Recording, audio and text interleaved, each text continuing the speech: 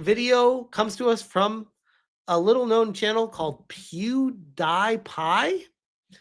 They have 110 subscribers with an M after it. And he says, I'm done with Google. And yes, of course, I'm joking. Jesus. I am a huge fan of PewDiePie. Always have been. And I was genuinely sad to see him take a big step back, but totally understand why he did. But every time he posts a video, I'm there for it. And I saw part of this and I was like, yep, I definitely want to save this for a stream. I watched a few minutes of it though, because I couldn't help myself. But this is him talking about how he's done with Google. Ironic, because I think a lot of people are feeling this way right now. Maybe you're wondering, why is he wearing that cool hat? It's because the tech overlords are listening. Now I can finally say, Google, Schmoogle. What are you gonna do, Google? You're completely powerless now. What's that? Google owns YouTube? I would Google that, but I literally can't. What are they gonna do? Censor this video? Demonetize it? Bury it under the algorithm so no one can find it? You're completely powerless, Google. You got nothing on me. So the past couple of weeks, I've completely de-Googled. I don't use any of Google's so-called free services. It's harder to do than you think, by the way. Except YouTube. I literally can't escape. It's surprisingly hot to wear a tinfoil hat. I don't know if you guys knew this. Well, you never worn a tinfoil hat before? Now, this all started because of privacy concerns. Being tracked with it, literally everything I do just feels kind of odd. Mainly because I wanted to also regain control over my software and not to be at mercy of what the tech overlords decide to do just one day. But most importantly, I don't want to pay $20 a year for 100 gigabyte storage. Not happening. I realized since swapping to Linux, my life has just been going upwards. I think this is fascinating because we were just talking about this like last week, right? Like before he posted this video, where people were being like, Smash, you got to switch to Linux. Linux is where it's at. And then he comes out with I switched to Linux. And I'm like, damn, what is going on? Everyone's going to Linux right now. Interesting. Practically ascending next step. But I realized there's always an open source alternative. And a lot of times they're better. They just don't have $1 billion budget to market themselves. So I went down the de-Google rabbit hole and I want to share what I learned, because by the end of this, once you know what I know, bro, you're going to want one of these cool hats as well. So let's go through the de-Googleization. I want to be honest and share what I think you should absolutely change and maybe what was more hassle than worth. Number one, your search engine. Change your search engine right now. You can do it now while I keep yapping. Just go to your browser settings, find the search default browser, and change it to DuckDuckGo. It's a search engine that doesn't track what you do. It just works. Boom. Maybe you prefer everything you do online to be tracked and logged. I don't know. Maybe you're in that ballpark. I think just most people are either oblivious or lazy. So I'm telling you now, don't be lazy. Number two, that is one of those where it's like, yeah, I have not done it just because all my bookmarks and tabs and everything that I have saved, all my passwords, everything is in Google right now. So it's not just as simple as, oh, I'm just going to switch browsers. It really would be a undertaking, but I do need to do it. I need to hold myself accountable to switch my browser. And I do want to use DuckDuckGo. Browsing. When I told you to change your default search engine, you did not just do that inside of Google Chrome, did you? Say it ain't so. There are way better browsers out there. I use Firefox. It's kind of B tier, but you can lock it down into S tier. A lot of people swear by Brave browser. I never tried it. My point is, this is super easy to change. And have you ever thought why browsers are free to begin with? Why is Microsoft why do they want you to use their browser so goddamn badly, you know? Why do they all make They really do want you to use their browser. Like whenever you get a new computer, it's like, are you sure you want to switch to Chrome? Because Edge is already here. I'm like, yeah, I definitely want to switch away from Edge. They desperately want your info because the info is where the money is. Make it free for you? Could it be because they track everything you do online and sell or trade your data? What? What do you mean? They don't make this out of the goodness in their heart? You telling me Google isn't just $1 trillion charity? What? I found online that in 2023, Google paid Apple to be their default search browser in Safari. Guess how much? It was It was like, I was gonna say it was like $3 or $4 billion. Nope, $20 billion. Billion. Jesus Christ. They definitely want you to use Google. So just don't.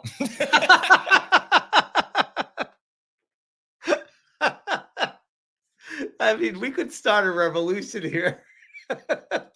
It will take you 2 minutes. Go do it.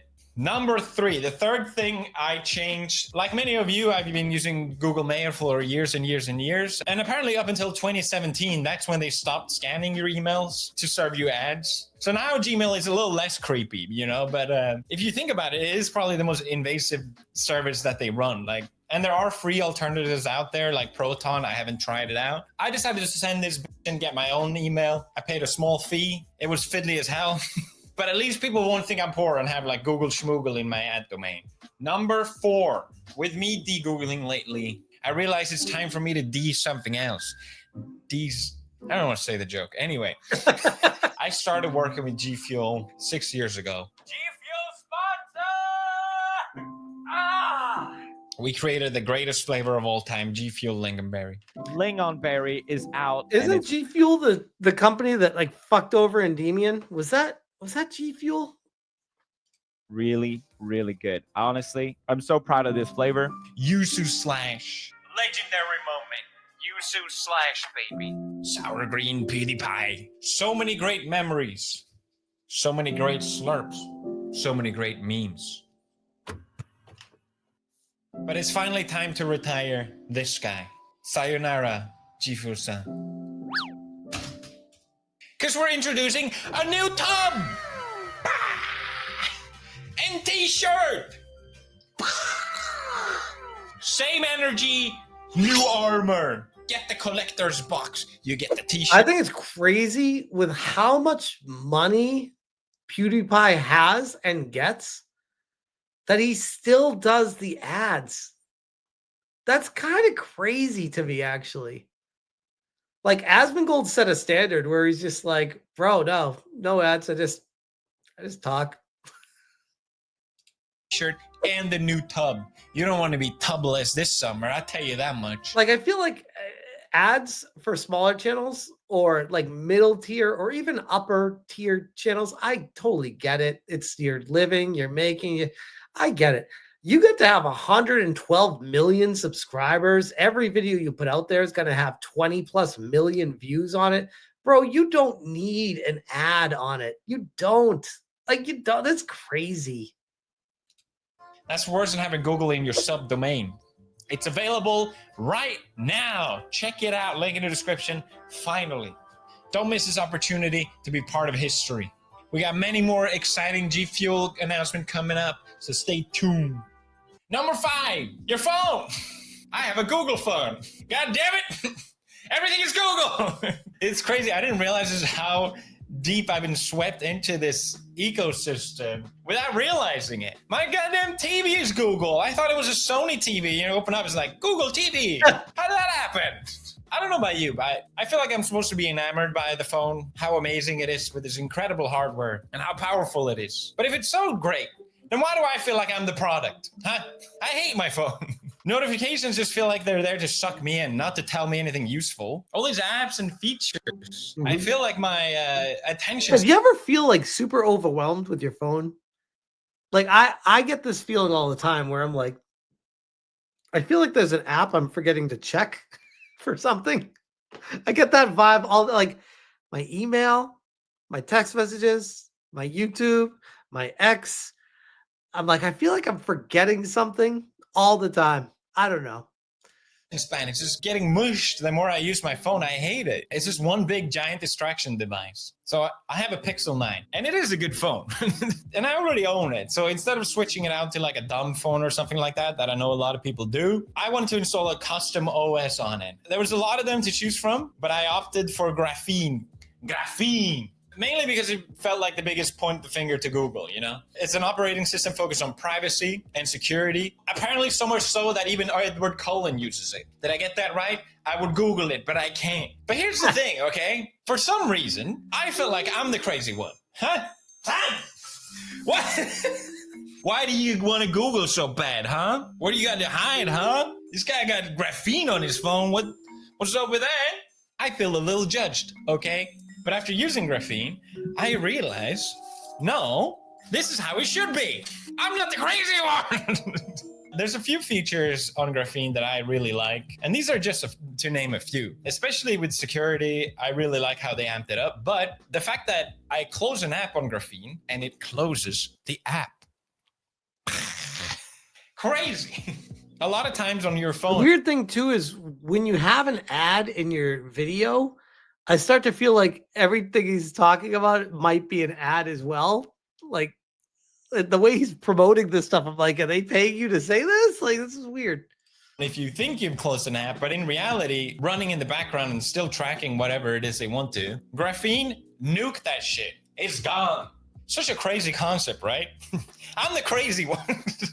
Number 2, I control exactly what the app has access to. You can use file or storage scopes, I think it's called. And if I want to give an app access to a certain type of files, I pick which folder. Not the entire device, as it should be. Not some vague little pop-up going like, hey, do you want to give them access to this? No, complete control. Number 3, whenever you install an app on Graphene, it asks you before installing it, hey, do you want to give this app access to your internet? Because a lot of times the answer is, heck no, not happening. I realized I was trying desperately to find a keyboard that has Japanese, Swedish, and English. I really like the Swift kind of typing, you know? I just couldn't find an open source alternative, and I was like, what do I do? And then I realized the alternative is Microsoft or Google, okay? And I realized the keyboard that they offer is connected to the internet. Why? Why? Imagine you bought a physical keyboard and it was secretly connected to the internet, sending big tech everything you type. We're not doing anything weird. Just trust us, bro. That's a really good point. They could keylog anything you type and save all that data. It's so messed up. On That's Graphene, weird. I still have the option, and if I want to take a Google app, I can starve it, put it in one of those. I still don't like that I use a Google app, but no, actually, it's good. Google is at my mercy for once. Feels good. Another feature that I think is kind of obvious and most people would appreciate, but there was a 4th hidden feature on Graphene that I love. That it is not a feature, but for me, it ended up being one. Like I talked about in the beginning, it feels a lot of times when I use a phone, it's such a distraction. There are some apps that you probably have. You know what this video is just kind of reinforcing to me is these massive companies are buying up all the smaller companies, and there's less competition, and there's very few alternatives that you can trust. So this video is not actually all that helpful. It's like, except for changing your browser, I guess, and your OS. I mean, outside of that, like all these other things is like, yeah, but still, how do you make sure the phone you're buying, how do you trust the company? Like all this stuff, like, I don't know. There's a lot of issues that I have with this. It almost feels like there needs to be more I hate to say more regulation, but yeah. Have to use. Maybe it's Yeah. for work or because of friends and you want to connect, whatever. You're going to have to use certain apps that you don't really want to use. So I decided to put all those apps, and you can do this as well, actually, on a different profile. The good thing about Graphene is that on a different profile, all these apps are contained in that profile. They can't connect to anything else on my phone or run in the background or anything like that. That's what's great about Graphene, and that's why, to me, it felt like a good solution with all the apps that I don't want to use. But what this ended up doing was that, okay, now I need to use this app that I don't like to use. It feels intentional going there. I don't even see these apps when I use my phone on a regular basis. And it made it so that my phone starts feeling like it's serving me again, like an actual useful tool that it supposedly is, right? So yeah, huge fan. I'm so glad I swapped out. It's probably the best thing I did so far, but it gets better, okay? I had to ride this couple weeks, I tell you what. Number, is it 6 or 5? I lost count. Anyway, password managers. What do you mean password 123 isn't gonna cut it? I hate password managers. Why? Because they cost 67 pounds. To host a 5 kilobyte size document? I don't think so. There's whole videos of me just doxing myself for being cheap. It's not happening. I'm not paying that. I almost had a heart attack when I found out. I'm paying what? But you need a password manager. That's just the reality of today. I thought I was so smart. I was like, okay, fine. I don't need to do this. I'm running Linux. I downloaded a backup. I made it into an HTML, and then I encrypted it. And then I had an alias, so I unencrypt it when I need to use it, and then quickly encrypt it. Is it unencrypt or decrypt? It doesn't matter. Bada bing, bada boom, I saved myself 67 pounds. If I live for, I don't know, 30, 40, 50 years, that's like, I saved myself a lot of money. I think it's funny to hear PewDiePie talk about saving himself money. This guy has more money than God. He's like, I save $67 a year. I think it's him going out of his way to relate to the everyman, which he's very good at doing. But at the end of the day, it's kind of funny because it's like, bro, you don't need to worry about money anymore. You're good. Multimillionaire is a cheap ass .mp4. That's what I should call this. But then I realized I need this file on other devices. I need it on my phone and my laptop. And what if I go abroad? And that's when I discovered glorious SH, self-hosting. I can just host this on another device. I feel like ever since I... Do you realize how much work he's doing to be able to not use Google? It's like, at this point, I'm like, bro, I just use Google. Like, they can have my info. Holy shit. I did my Linux video. So many comments have been like, just wait until it discovers self-hosting. It's going to be game over. And yet you were right, okay? I started off on a Raspberry Pi 5. This thing is relatively cheap. It's got Ethernet, it runs on low power, and it's powerful for its size. Can do more than enough for what I wanted to do. I found an open source alternative, which is Vault Warden. You can host your own password manager. Is it me or does this feel like one gigantic ad? Like this entire video. Exactly, GrapheneOS. This is one big ass ad. I'm just watching like, and now I recommend this for this. It's like, what? Basically. The problem was, I have no clue what the heck I'm doing. What is a reverse proxy? What do you mean I can't just put my IP address in my browser and be done with it? Vault Warden is so secure that it wouldn't let me connect to it unless I set it up properly. Every time I thought I did it, I kept seeing the spinny circle, and I saw that circle for 2 goddamn days. But once it finally worked, magic. I have done it. I had saved myself 67 pounds. Tears running down my eyes. It was beautiful. My first successful self-host. My God. No more subscriptions. No more syncing drama. Just my own secure vault. It felt like I was finally breaking out of the matrix for real. And the thing is, once you start understanding how this works, it's really not that bad. If anything, it became super fun because with compatibility layers like Docker, you can so easily just pick and choose what open source software you want to download, keep trying out different ones. The world is your oyster. Just pluck them from the trees and everything just works. So I needed a note-taking app. I found one called Yoplin. That's how you say that, Yoplin. It had a desktop app and a phone app, which is exactly what I wanted. But when I installed Yoplin, this is where things got weird. Do not judge me here, okay? This is... You can probably relate to this, actually. Have you ever been so lazy that you try and find another alternative, but then that leads you on a road that was 10 times more complicated than just not being lazy?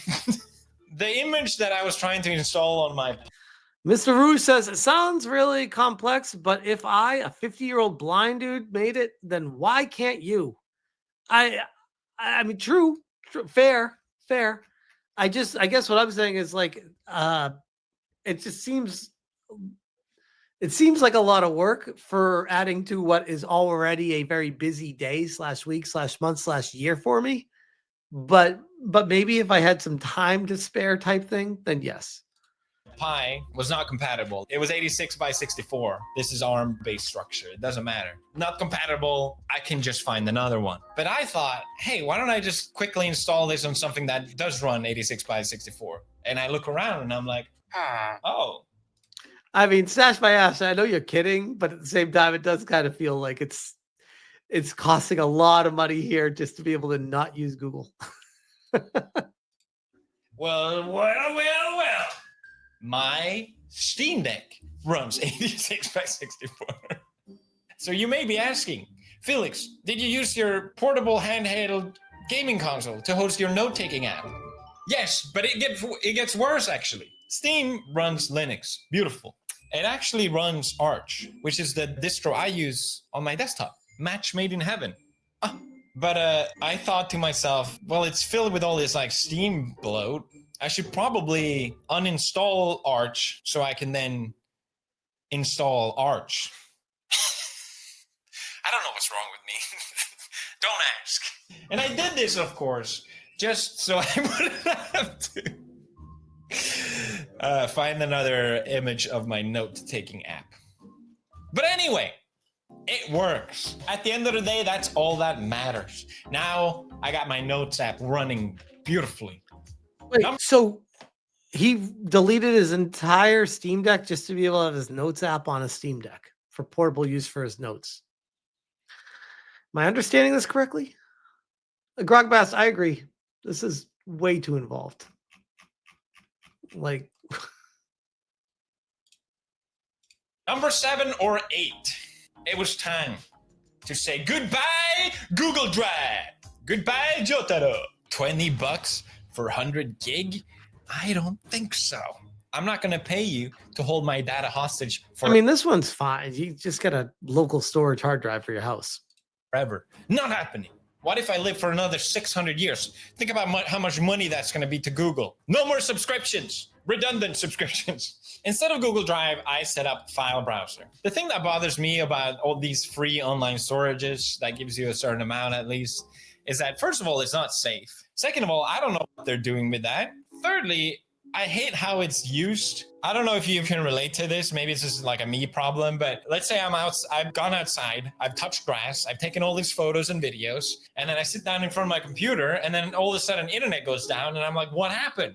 And then it's like, oh yeah, my Google Drive decided to back up every single photo and video I've ever taken. And it's like, I don't want that. I want certain images. Let me pick those first. Yes. And I don't want you to suck That at my always drives me insane, by the way, when it's just backs up everything. It's like, I never told you to do this. What the hell? Like, I just want like a few of these photos and videos. higher bandwidth. With File Browser, I can throttle the speed and I can do it when I want to, which files I want to. I went a little nerdy and overboard, a surprise. And I wrote a bunch of aliases and shell functions so that I can define push or pull to download or upload, which device, my phone, laptop, desktop, deck, and which subfolder. And I do all this with glorious SSH. It actually solved another problem for me, which is always sharing files between my phone and my desktop. I never know how to do it. Apparently, I didn't know this. I feel like everyone is tuning out because I'm talking about SSH again. But you can run it on your phone. Like, I'm connected. And then I thought, okay, now I got to do an opposite script on my phone. But then I realized I can just connect to my desktop to run the script. It doesn't matter, okay? It's cool. Just trust me, it's cool. I feel like this video started out really good and it starts to spiral. Like, it's like he's losing the focus of it. He's just kind of like getting really into deep on shit that no one cares about.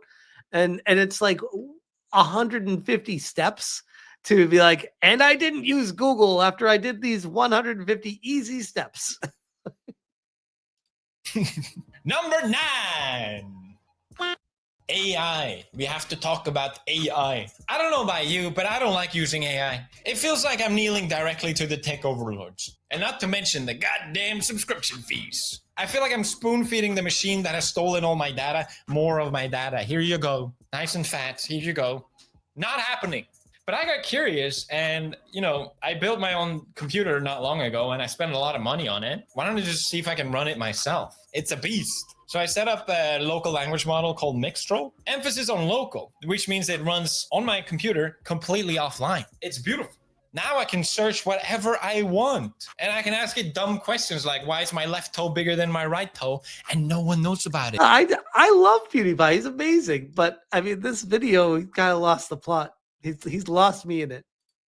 Not Google, not AI It started out really good, though. overlords, not even you. Step 10. How many steps are there? And we have so much left.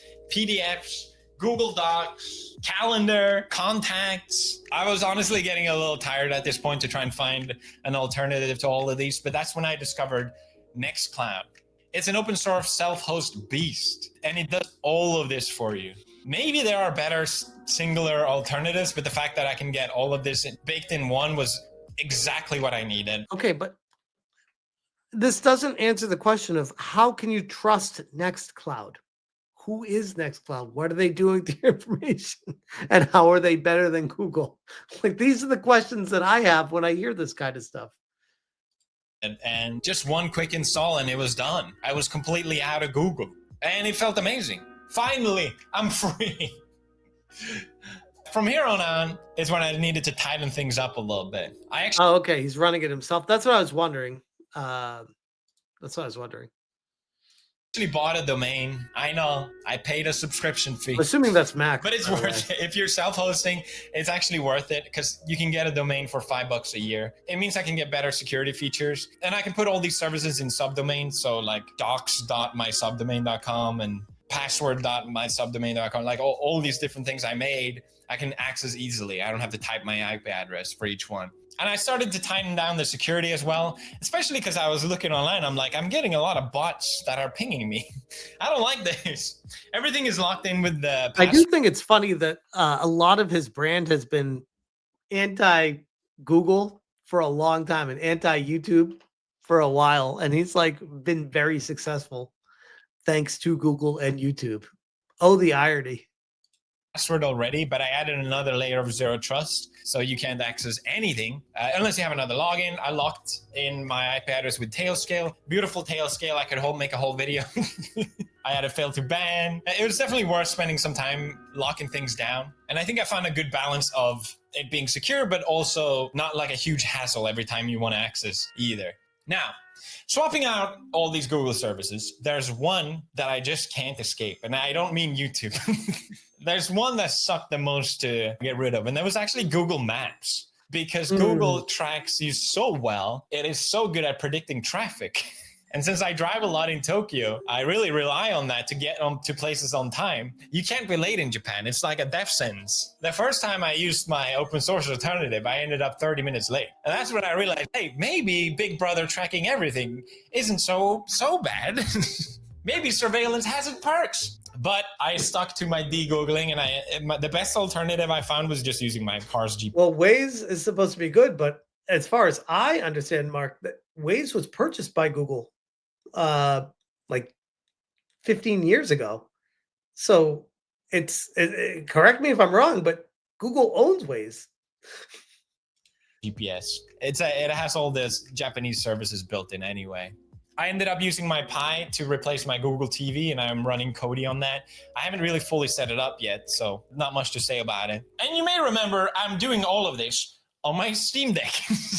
I added an extension so I can plug it into Ethernet. That way it runs on less power. It runs completely headless. Wait, Joe, am I not pausing enough? What do you mean? Am I not transforming this enough? Am I going to get a lawsuit from PewDiePie after this? And I can monitor all of it on my safe network system that I have. But then I thought it'd be kind of cool to use the display so I can use that for monitoring. I ran Tmux and BTOP on it, and it looks so cool. You know, this all started because I wanted to de-Google and try what that was like. And by the end of it, my Steam Deck looks like it's a detonator for a bomb or something like that. And before you ask, yes, I can still game on. That should tell you all you need to know. Some dumb guy says, I come back from lunch and thought an infomercial was playing. All right, it runs 2% of my CPU. It's like this weird home lab abomination at this point, but I love it. I love looking at it. I got it sitting next on my desk. I love the Steam Deck. It's amazing. It's just a vibe, man. Every time I see it, I'm happy. Another fact that I like using my Steam Deck is the fact that I can just use whatever I have around me. People have these like super sick home lab setups, which are awesome. I get it, but my point with this is that if you wanted to de-Google, you can use whatever you have at your disposal. It shouldn't cost you any extra money. Like, I'm not going to pretend that Steam Deck is the ultimate self-host device. You're probably better off using Raven, that's a really good point. I don't know if are Garmin's still even available? Like, do they still do that? Because yeah, I should have just gotten a Garmin if that's what it was. Pi, but maybe you have some device laying around at home that you can run Linux on. Bring it back to life, you know, instead of throwing it away. And I hate to be that guy, but it's better for the environment. Yes, it's a lot of tinkering, but you learn a lot. And by the end of it, it's done. Like, I don't have to touch it. Google's mantra is don't be evil, but I still think they have a lot to do to qualify for that title.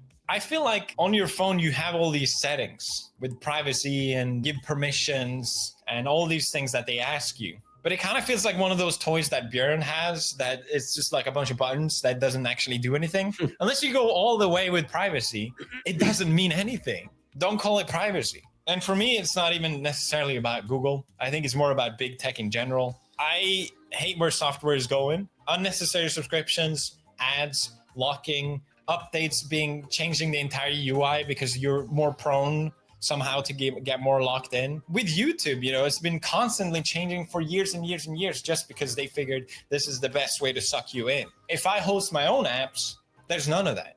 So now I got my own home lab abomination and I love it. I'm finally free from the tech overlords. It was 100% worth it.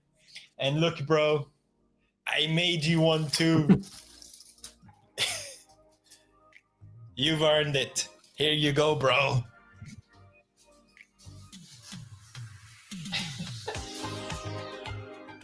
This video is sponsored by Saley. Wait, I thought it was sponsored by G Fuel or one of the other 12 other products that you were talking about throughout the entire thing. I am a huge fan of Saley because it genuinely makes traveling for us so much easier. This time when we were on... So this guy has 2 ads on a 24-minute video that's filled with a bunch of product placement throughout the entire thing.